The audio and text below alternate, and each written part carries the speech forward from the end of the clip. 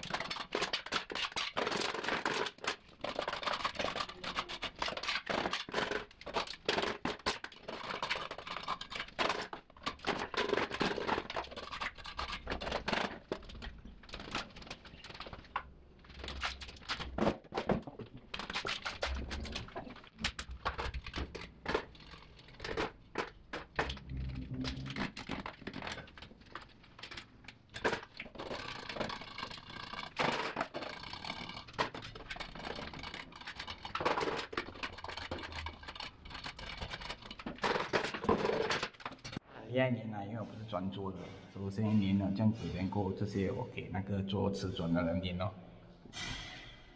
这个我看直接给瓷砖的粘了，反正他们要打破这一边，所以给他们粘了。这个也是粘住稳就可以了，过后就给瓷砖的粘了。哦，现在我要开个这水的，开个洞在这边，这个要拆掉。